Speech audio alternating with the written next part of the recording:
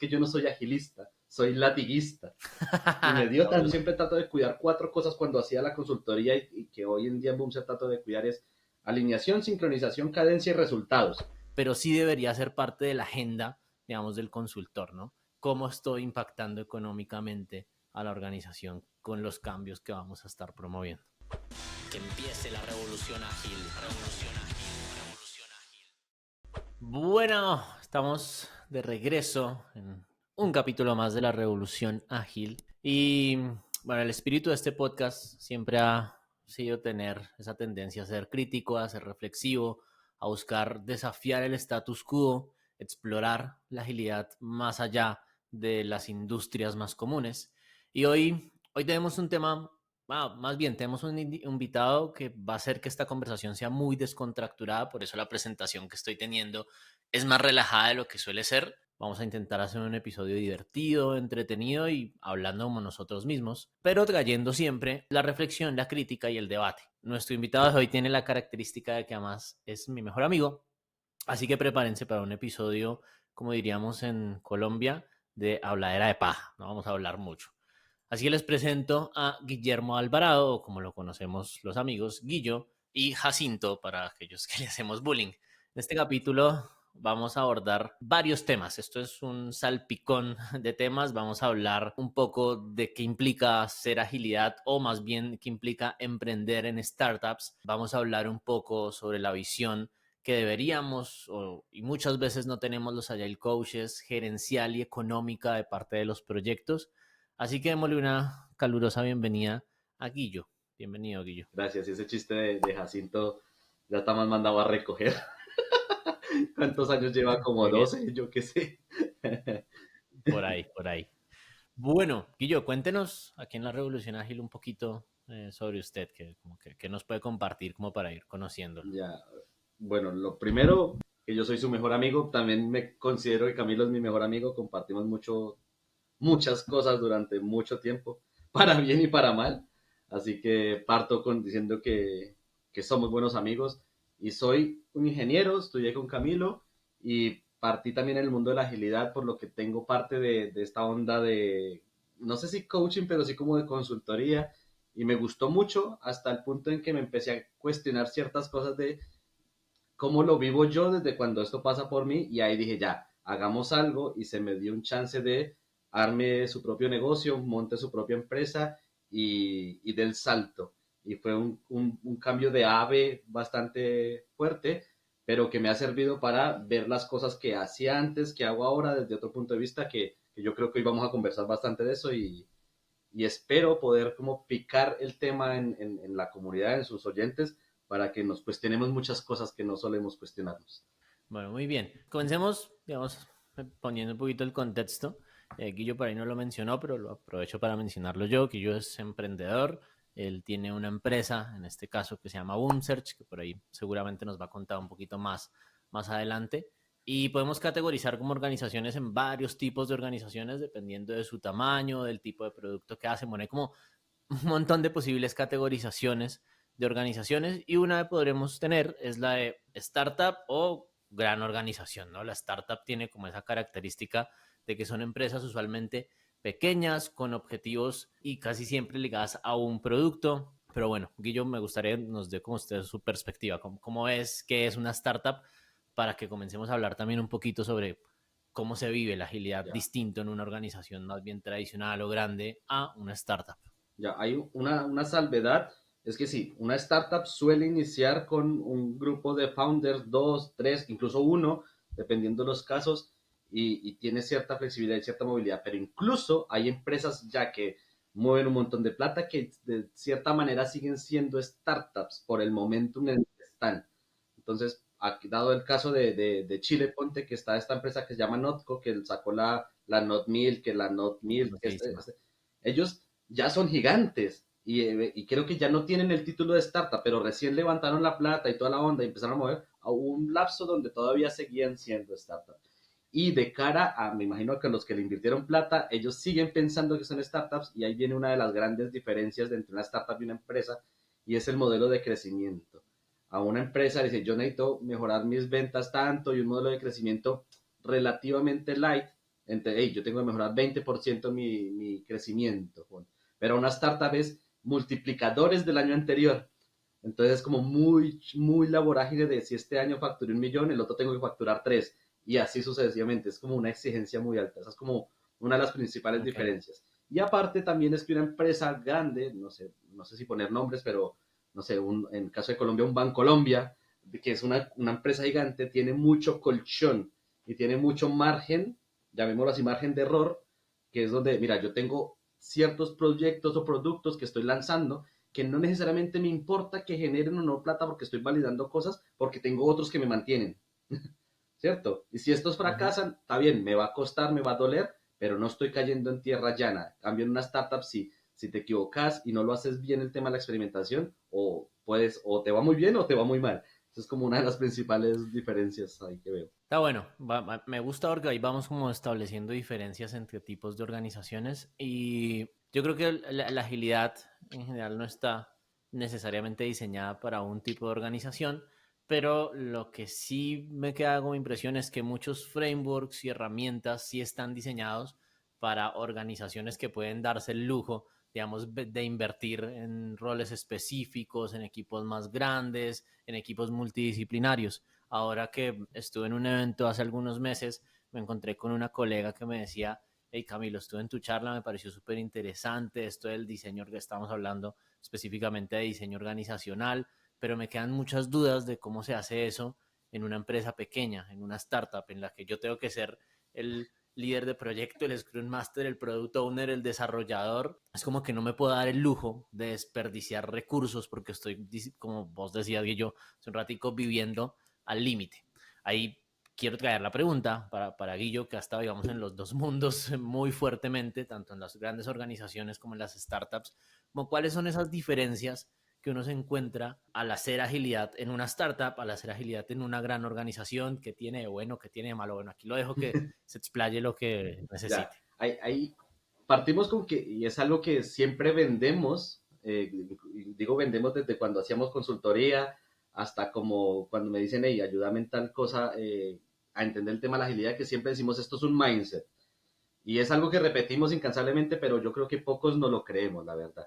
Es como ya frase de cajón, es como cuando dice yo que te quiero mucho, esa frase ya no significa nada hoy en día, dependiendo del contexto, obviamente, porque hay veces que sí, pero es como frase cliché. Y para mí esa es la verdadera como fundamento, porque si yo realmente lo entiendo como que es la base, el mindset, volvamos a la frase cliché, no me importa que le monto encima.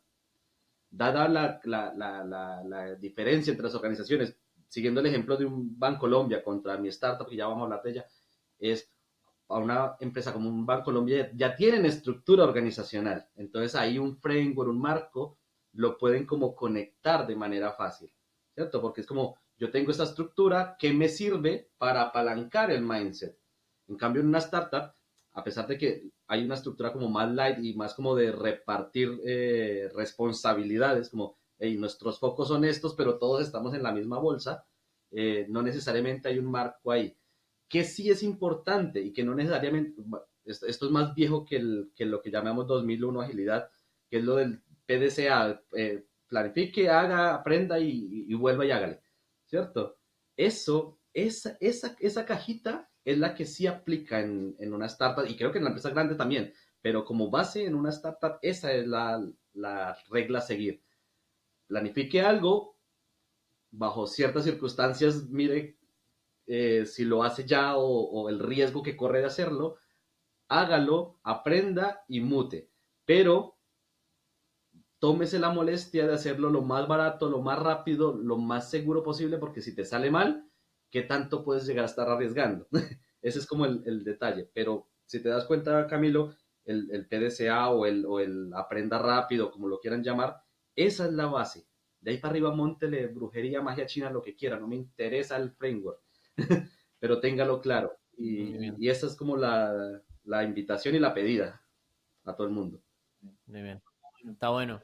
En algunos capítulos anteriores hablábamos con Hiroshi Hiromoto, y hablábamos de diseño organizacional y él nos contaba un poquito una de las leyes del Arman, en la que esta ley del Arman lo que plantea es que la cultura sigue, digamos, a la estructura, ¿no? Como que si yo quiero generar nuevos comportamientos en una organización, si quiero modificar la cultura, esto en grandes organizaciones, tengo que hacer cambios, digamos, en la estructura de la organización o en el ambiente que la rodea, ¿no? Entonces, si yo quiero que los equipos colaboren y que estén centrados en el cliente, pues va a tener que modificar las estructuras de cómo están diseñados mis proyectos en mis equipos para que atraviesen la cadena de valor, etcétera, y digamos estén centrados en el cliente. Algo que me parece interesante de esa ley es que esa ley plantea que eso aplica solamente en las grandes organizaciones. Lo que plantea también Larman en esa misma ley es que eso en pequeñas organizaciones es al revés. La estructura sigue a la cultura.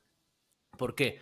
Porque, como decíamos hace ratito, en las pequeñas corporaciones, en las pequeñas empresas que están, digamos, haciendo startups, como hay menos roles, hay menos estructuras, hay menos capas dentro de la organización, pues entonces, dependiendo de cuál sea la cultura del líder, dependiendo de cuál sea la cultura de las personas que estén, digamos, liderando la startup, así mismo se va a reflejar y se va a comportar la organización, Está ¿no? buenísimo. Entonces, ahí quiero como preguntarle a Guillo como cuáles han sido esos retos quizás en el liderazgo con el equipo de Bomb Search, si cree que de pronto ese conocimiento en agilidad o ese estilo de liderazgo que desarrolló Guillo durante los años en agilidad ha impactado en la forma en la que se comporta culturalmente Bomb Search. No, primero de todo, esa aclaración que comentaste, que sacaste el capítulo de giro de toda la teoría, está perfecto, o sea, es como anillo al dedo, está buenísima, ¿no?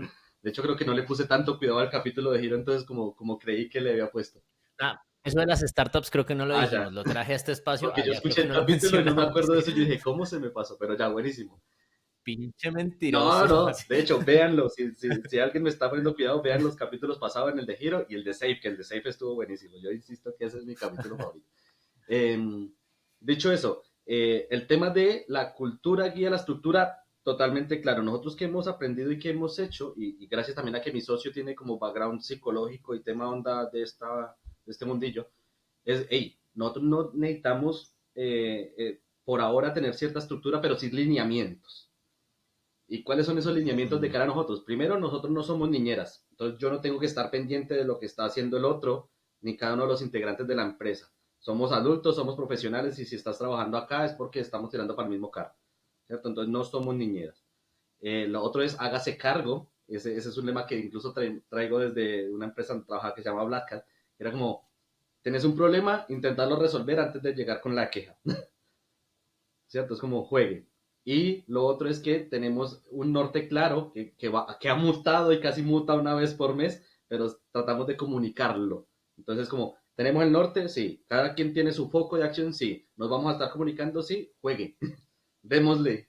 Es como los lineamientos. Y ahí a veces sale el tema de liderazgo donde yo corto la torta porque es un tema mucho más técnico, a lo mejor es un tema un poco más de gestión y mi socio dice, no, veámoslo de esta manera, o entra Xiomara dice, no, es un tema más de la operación del día a día con el cliente, entonces ella pone la parada. Entonces es liderazgo circunstancial, pero todos organizaditos bajo los lineamientos que te conté hace rato. Así estamos funcionando, y para Perfecto. bien o para mal, eso es lo que nos está funcionando.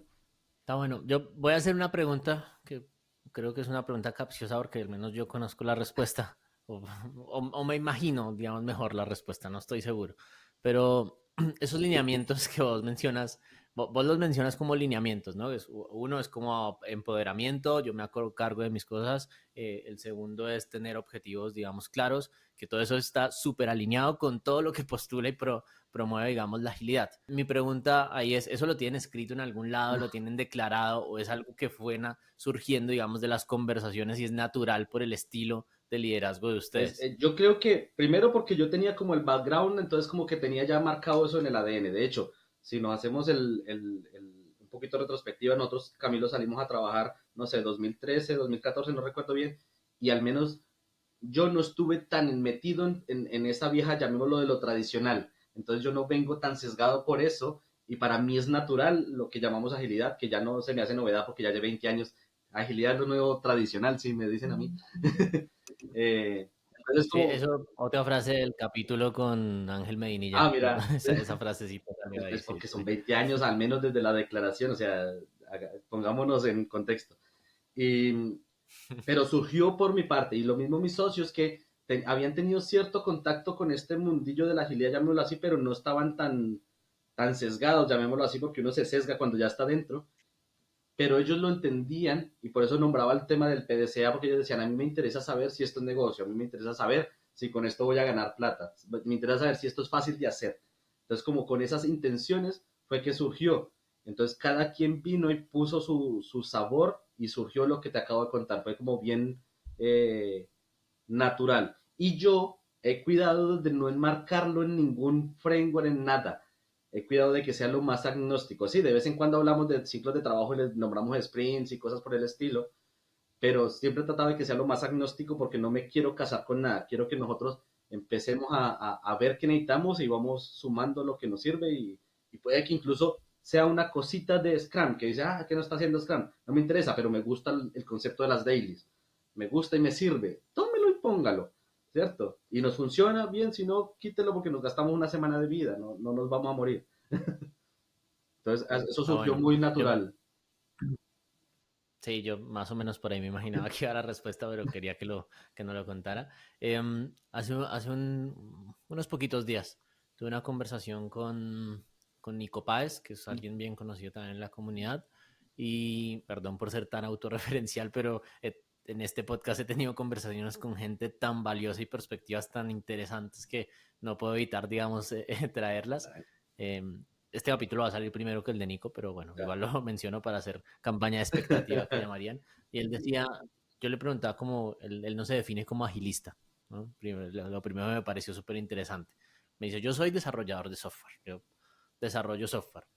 Y la agilidad, desde hace unos 15 años, 20 años, he encontrado valor en las cosas que promueve y que postula la agilidad, implementando métodos, herramientas, prácticas, pero yo no soy agilista porque yo soy desarrollador de software y el día que no me sirva algo de la agilidad o el día que me sirva algo de otro framework, algo del PMI, qué sé yo, que no lo he encontrado hasta ahora, pero que podría ser, pues lo utilizo porque mi objetivo no es ser ágil, ¿no? Y esto es algo que mencionamos, yo creo que hasta el cansancio, que ya muchos agilistas, qué bueno que lo tengan súper interiorizado, que agilidad, digamos, no es un objetivo, pero la agilidad claramente nos trae ciertos beneficios para hacer que los negocios funcionen mejor, para hacer que podamos validar hipótesis temprano, pero eso son cosas que yo me acuerdo en un cliente hace algunos años, un señor que tenía como unos 50 años de experiencia, trabajaba con los primeros desarrolladores de software en Colombia, etcétera, etcétera, y él me decía como, pero esto que ustedes nos cuentan,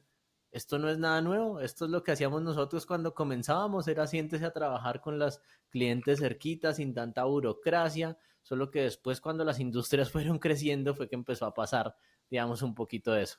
Entonces me parece, digamos, interesante porque muchas startups seguramente a lo mejor estén incluso siendo ágiles, si podríamos darle como esa característica a la organización. ¿Por qué? Porque validan temprano, porque salen a producción pronto, porque identifican temprano sus riesgos, porque tienen al cliente en el centro y nunca escuchaban hablar de un método como Scrum o nunca escuchaban hablar de un método como Kanban, ¿no? Y entonces puede ser que incluso sea una característica de No, muchas startups. está claro, y es por eso que yo a mis socios y eso, ellos te dicen, hey, mete algo de lo que hacías en la consultoría. Yo, cálmate, no quiero ensuciar lo que estamos haciendo. A lo mejor y nos sirve meter cosas, pero tampoco quiero forzar a meter cosas por meter.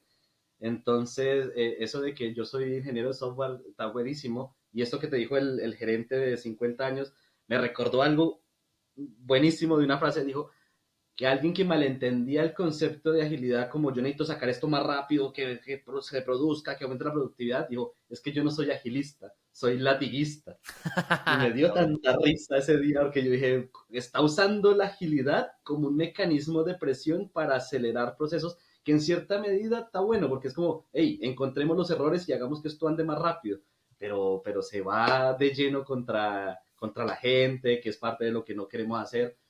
No sé si está bueno los resultados a nivel de cultura. Yo siempre trato de cuidar cuatro cosas cuando hacía la consultoría y que hoy en día en Boom se trata de cuidar es alineación, sincronización, cadencia y resultados. ¿Cierto? Yo creo que él con el latiguismo le estaba pegando a los resultados y esa onda está buenísimo, pero descuidó los otros. Y para Claro. mí es esos cuatro o ninguno.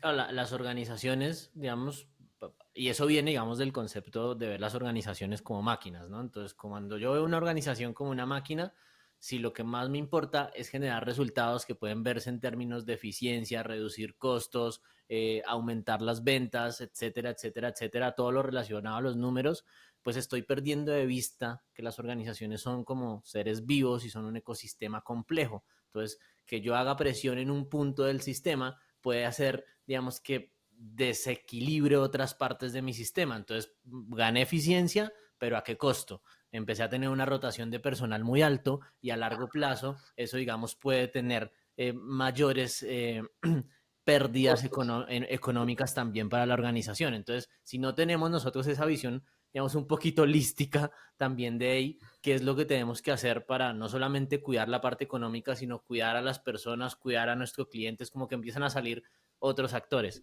Y es una visión más compleja, sí, es una visión más compleja, pero es una visión más real también de las organizaciones. Sí, a mí el concepto de ver una empresa como una máquina no me disgusta, teniendo la salvedad y la patita de una máquina no necesariamente se mueve sola, hay gente que la mueve, ¿cierto? Entonces, es como, yo, mira, últimamente me he vuelto muy aficionado al tema de la Fórmula 1 y le hacen mil cambios al carro para que sea más aerodinámico, para ganar milisegundos y toda la onda, pero si en los pits o en el box, como le llaman ahora, el huevón que lleva la ruedita para cambiarla en 2 segundos se cayó porque no la tenía lista, cagaron, el auto puede ser el mejor carro del mundo, pero no le perdieron en posiciones. Entonces ahí es como, por eso el equilibrio de la cuestioncita entre optimicemos la máquina, pero sin quemar a los que manejan la máquina. Mm. Y siguiendo con el ejemplo de la Fórmula 1 y entendiendo el contexto en el que vivimos, nosotros para bien o para mal vivimos en un contexto social, económico y político que nos mueve y la agilidad viene a ser como la respuesta a cómo yo me adapto a eso. Y al ejemplo de la Fórmula 1, en la última carrera, 2 carreras atrás, pasó esto de que el del box llegó tarde con la rueda porque justo cambió el clima y se puso a llover terrible y las llantas que tenían listas no eran las llantas de lluvia. Entonces, mientras hicieron ese cambio, perdieron 8 segundos y se les fue todo a la B. Entonces, acá es como yo hago que tener práctica, alineamientos e incluso framework, ya si lo vemos en empresas grandes, que me permitan ahorrar tiempo en esos 8 segundos, que no me permitan perder esos 8 segundos. Y al perderlo, vuelve a la frase que yo decía cuando empezaba un proceso de consultoría, es, no me vengan a decir a mí que quieren ganar más plata. Vamos a hacer eso, sí, pero primero encontremos dónde la están perdiendo. Y yo les decía, desperdiciemos menos, que cuando desperdiciamos casi siempre la relación es directamente proporcional a ese desperdicio menos, se capitaliza. Y los gerentes entraban como, ya, pero crezcamos. Yo, pero es que si crecemos este problema, después va a ser un karma resolverlo porque va a ser más grande. Entonces partíamos por la lógica de desperdicie menos y ahí sí quiera ganar más. Está, está bueno que llegáramos ya a ese punto, porque creo que era hoy les prometí a las personas que nos están escuchando, viendo, así sean 2 personas, no importa, que hoy íbamos a hablar de 2 temas, uno era startups y el otro era, digamos, un factor económico. Creo que el de las startups es el menos controversial, el factor económico es el más controversial en general, y es que con Guillo venimos hablando hace meses, hace un buen tiempo, digamos, sobre esto de quizás, yo no lo sé, por ahí Guillo nos cuenta si es una de las razones por las que se aleja un poquito también, digamos, de la agilidad y para irse a emprender. Yo no lo sé, estoy solamente lanzando hipótesis. Y hablábamos que muchas veces como agile coaches o consultores o personas que acompañamos el cambio, nos centramos tanto en el cómo, vamos a implementar SAFe, vamos a implementar LES, vamos a hacer agilidad empresarial, rediseñar X estructura, que se nos pasa un poquito esa parte de los costos, ¿no? Que es como cuál es el retorno de la inversión de la agilidad, del trabajo que está haciendo el consultor, cómo implementar Scrum en un equipo está afectando en los costos de la organización.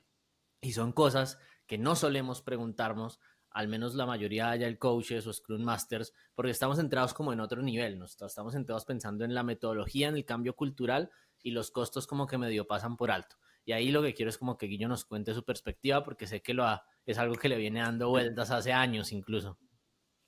Sí, o sea, todo partió por un comentario que, que yo sé que a lo mejor fue odioso, fue violento, pues, llamémoslo de cierta manera, pero fue como que se me ocurrió en el momento y lo lancé y se generó un debate en la empresa donde estaba trabajando en ese momento.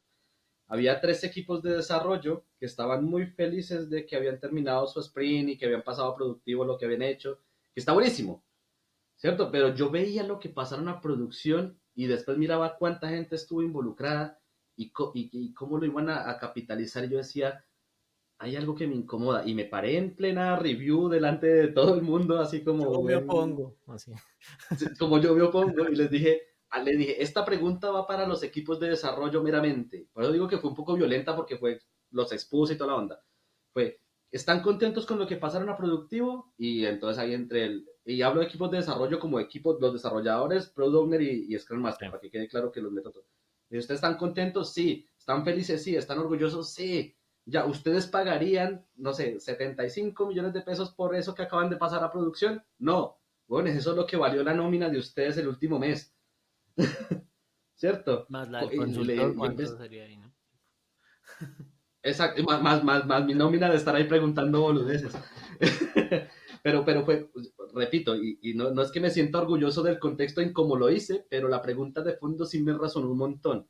Es como, hey, construir esto tiene costos que no necesariamente los vemos desde el momento de la consultoría. Entonces, cuando empezamos a hacer un plan de transformación, decimos, no, es que hay que juntar a la gente, hacer una PI planning, hay que hacer, llevando el caso de Save, o hay que hacer un product discovery, y eso es todo tiempo de la gente, y estoy solo tomando costos de nómina. Puede que haya costos asociados al redondo que no estemos viendo, pero llevándolo solo al tema que no lo vemos y para nosotros como consultores es súper fácil llegar a proponer todo eso y muévalo y hágalo porque no es plata nuestra. O sea, a mí no me está doliendo el bolsillo y es muy fácil jugar con la plata de otro. Entonces, ese fue como mi principal ruido y por qué me empecé a enfocar un poco más en vez de temas de transformación, en temas de producto, porque me interesaba poder responder a eso. Y es, ya, si sacamos esta feature, ¿en cuánto tiempo, si le va bien, porque sabemos que son hipótesis, si le va bien, ¿en cuánto tiempo podría pagar el desarrollo al menos? Sí. Y ese fue como mi debate y la onda, y es por lo que desde de un momento para otro dije, ya, armo el mío porque yo no puedo responderlo meramente con la teoría si no lo estoy viviendo. Y usted sabe, Camilo, que yo siempre he sido más bueno con la práctica que con la teoría. Entonces dije, voy a meterme a hacerlo porque si no, no voy a poder vivirlo. Y hoy en día lo estoy viviendo y es un karma porque si yo digo, ya voy a sacar esta funcionalidad, si no funciona, ¿con qué pago la nómina? Literal, y a mí hay plata mía. Claro. Entonces, está entretenido ese juego. Sí, yo creo que es una patita que nos falta mucho a los agilistas por desarrollar, que tiene que ver mucho también con management de producto, etcétera, para poder entender cuál es el retorno a la inversión, pero creo que fallamos muchísimo en eso. De hecho, muchas veces los procesos de consultoría de agilidad suelen ser caros, ¿no? Porque hace unos años mi perspectiva es que había poco talento que tuviera el conocimiento y había mucha, digamos, demanda del Demanda. mercado, porque si Bancolombia, que lo mencionó usted, lo hizo, le pidió a todos sus proveedores que lo hicieran, entonces todo el mundo necesitaba hacerlo, pero no sabían cómo hacerlo, entonces había mucha demanda para las consultoras. Hoy estamos como en el polo opuesto, hoy hay un montón de oferta porque se formaron muchas personas empezaron a trabajar en esto, cada vez hay más y la demanda empieza a ser, no sé si menor, pero muchas organizaciones ya están, digamos, establecidas, prefieren y eligen formar personas dentro de la organización, entonces también es como una Sí, característica importante, entonces pecaríamos, digamos, los agilistas que hacemos consultoría especialmente, no intentar entender cuál es el aporte de valor económico que hacemos cada vez que pasamos una propuesta que puede parecer desorbitante, digamos, para muchas organizaciones, ¿no? Porque las propuestas usualmente de grandes consultoras están centradas en, ok, te acompaño, te ayudo a rediseñar para que estés más alineado con tus objetivos, para que estés más centrados en el cliente, pero en ningún momento hago una promesa de valor, ni siquiera lo pongo sobre la mesa de qué posibles números vas a mover la aguja dentro de la organización. Yo entiendo que eso no se puede hacer previo a estar trabajando en la organización, sí. porque eso depende de cada organización y hacia dónde, digamos, quiera apuntarle, pero sí debería ser parte de la agenda, digamos, del consultor, ¿no? ¿Cómo estoy impactando económicamente a la organización con los cambios que vamos a estar promoviendo? Hay algo que yo quise hacer, bueno, que de hecho, no solo yo, en la consultora donde yo trabajaba, que le mando un saludo a mis amiguitos de Black Hat, eh, Que ojalá nos estén viendo, no creo. intentamos, No, cuando usted nombró que nos ven 2 personas, yo creo que son 4, sus 2 papás y mi mamá y mi papá. Así que ahí estamos. Eh, No, yo creo que mis papás ven em, esto, pero bueno. Sí. no, igual yo se los voy a pasar, necesitamos que esto tenga views. Suscríbanse, a Camilo no le gusta decir eso, pero métanse en acá, denle click, los capítulos antiguos Este están es buenísimos y los que como se vienen van a estar mejor. para los fans de Te lo resumo aquí, así nomás. Aquí viene Franchella diciendo su gran frase. Este momento de mierda. Este momento de mierda. Suscríbanse al canal de Clear, a Spotify si nos estás escuchando Spotify, porque sacamos capítulos casi todas las semanas.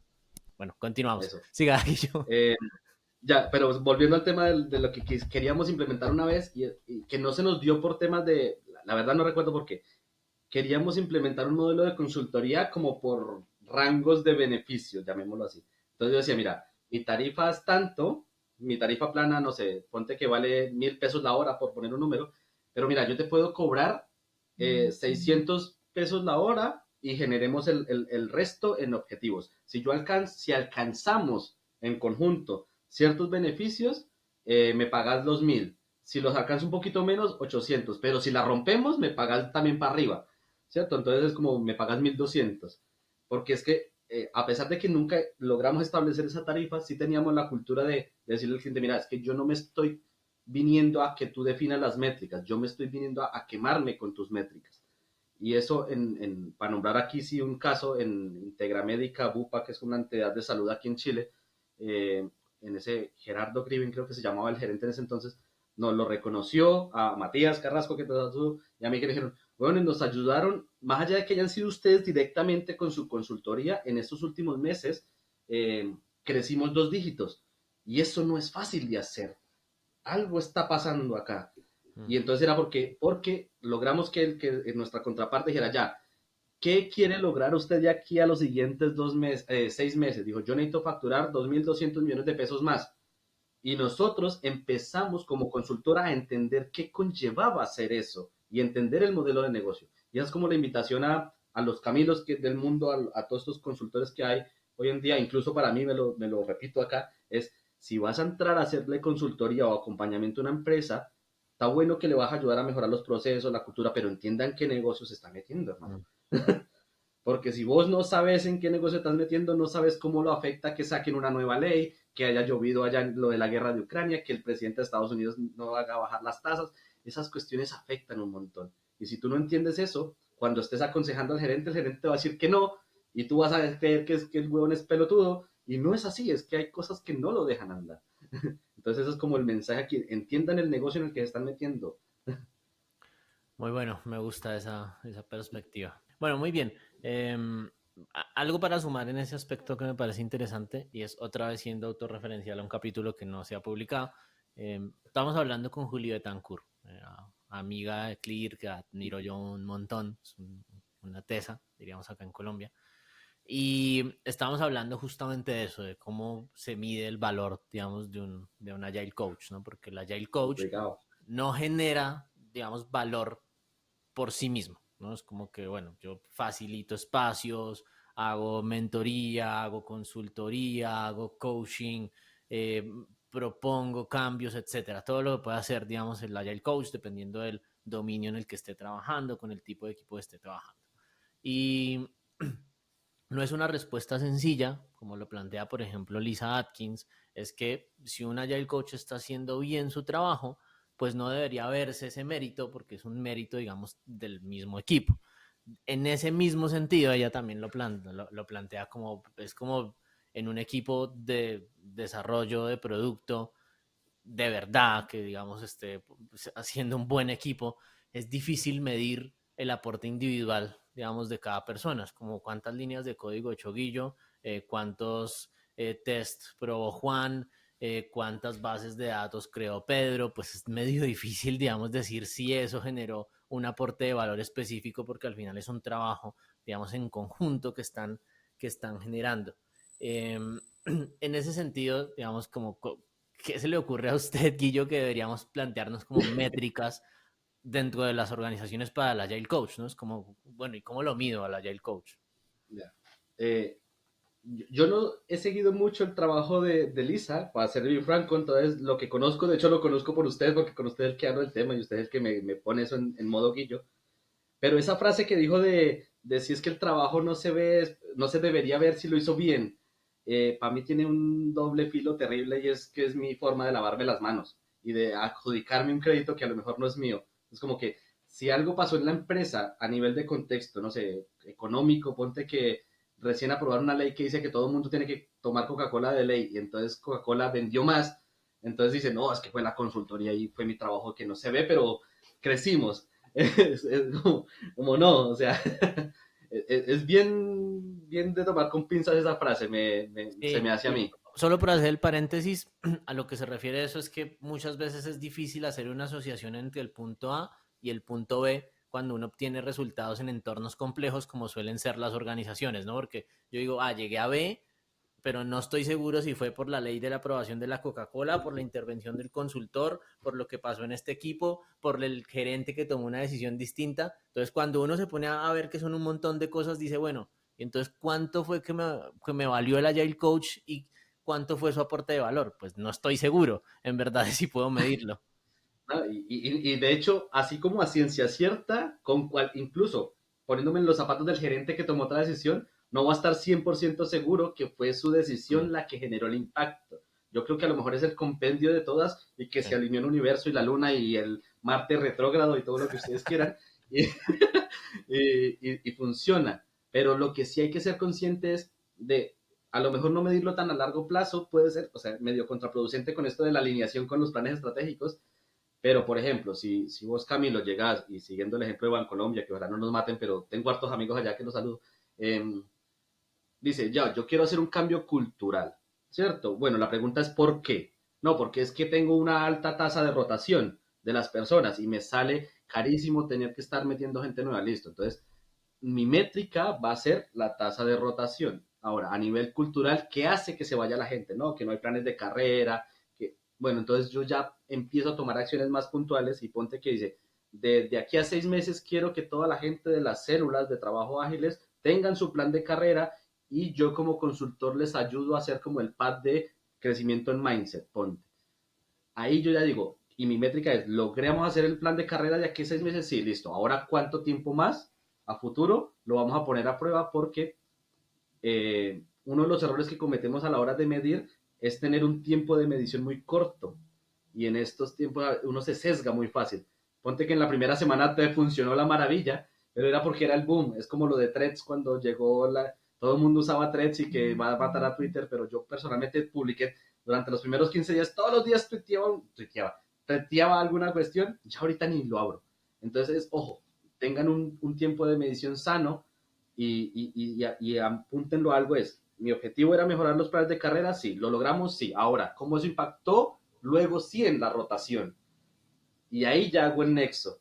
Pero es un proceso un poquito a lo mejor de tiempo, que es donde uno empieza a decir, bueno, mejoré la tasa de rotación 2%. La gente sabe cuánto representa esos Mm. 2%. En plata, ¿cuánto es Y, eso? exacto. Y después, ese 2% pagó al Camilo los 6 meses. Está bueno. Porque a lo mejor dice, no, no lo pagó, pero a la larga el plan de carrera está haciendo ese 2% es acumulable y en 5 años lo vemos. Para Mm. una empresa de magnitudes como Bancolombia, yo creo que 5 años es un tiempo razonable para ver retornos de inversión y como que no les preocupa tanto el corto plazo, sino el mediano, largo plazo, que es donde ellos juegan. A nivel de startups jugamos al principio en el corto plazo, que es la diferencia. Pero yo creo que volviendo a la pregunta de cómo medirnos es, tenga claro por qué quiere hacer lo que quiere hacer y después busque en qué beneficia eso a la empresa, pero póngale un título y un nombre.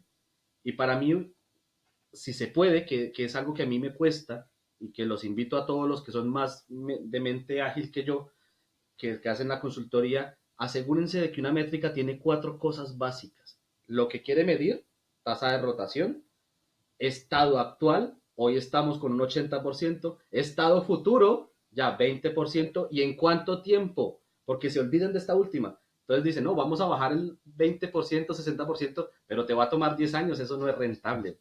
O dicen, no, lo voy a lograr en una semana, ya, está demasiado absurda la métrica. Sí, Cuando tú está bueno. juntas esas 4 cosas, ya, empezando que cuando las tenga las 4, solo con leerla vas a saber si la métrica está buena o mala. Mm. Entonces, Muy como, bueno, cuidemos eso. muy bueno. Yo de nuevo haciendo autopromoción en capítulos más adelante después de este para que estén muy pendientes.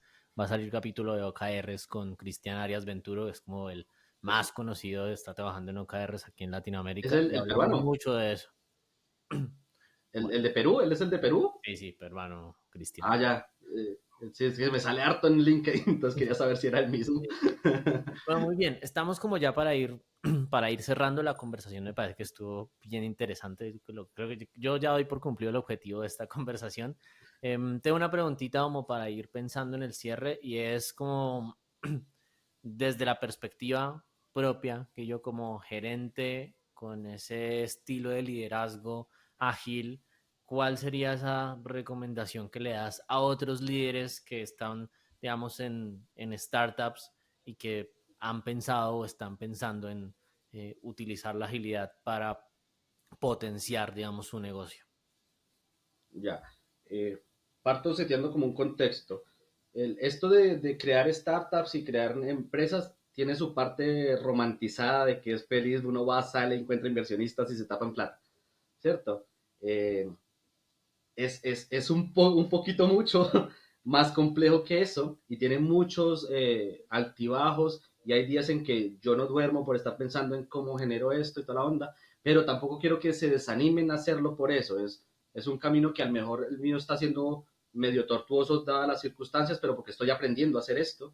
Entonces, seteo el contexto ahí. Ahora, los que quieren traer agilidad es la frase que fue la primera que escuchamos por allá en el 2011, Camilo, creo que de Pablo, no de ese de Mulato, no me acuerdo, es no quiera adaptar su organización al framework, sino que el framework se adapte a su organización. Eso, después de que yo ya lo viví como startup, voy trayendo lo que me sirve. Hoy en día que lo viví en la piel, esa es la piedra angular de la cuestión. La agilidad tiene que ir acomodándose a la realidad de tu empresa y no ser un stopper, porque cuando se vuelve un stopper, el mismo Lean va a decir saque lo que le quite y eventualmente va a terminar sacando la agilidad del proceso. Y el consejo sobre eso, para los que se quieren aventurar, si Camilo quiere armar empresa de aquí mañana es startup, algo que quiero dejar como seteado para todos es, admiro a mis compañeros startuperos que ahora conozco por este mundo, que tienen energía para 1000 cosas y están metidos en cuanto evento. Yo no les puedo seguir el ritmo, la verdad, y ojalá algún día pueda ser igual de eficaz en todo lo que hacen esos, pero a mí tratar de seguir ese ritmo me generó ciertas cuestiones que los invito a que no cometan los mismos errores. Y es, ojo con la parte personal. Yo la descuidé un montón y Camilo ya sabrá el detalle, pero a mí me costó bastante el tema personal. ¿Por qué? Porque me metí de lleno en esto. Entonces, como, hey, yo no soy tan coach como Camilo de que ve la persona, entonces yo soy más de proceso y negocio, pero la gente importa y tú importas como persona. Entonces encuentren ese equilibrio porque si no lo hacen, se van a ir a la B y salir de ahí es carísimo. Aplica para cualquier persona más allá de las Ah, startups. Creo que las personas de startups tienen como esa característica. Yo recuerdo que profesión. hace muchos años trabajando en una empresa de videojuegos, que los videojuegos, al menos en Colombia, los estudios siempre van a ser startups porque es una industria muy difícil, en especial para los latinos.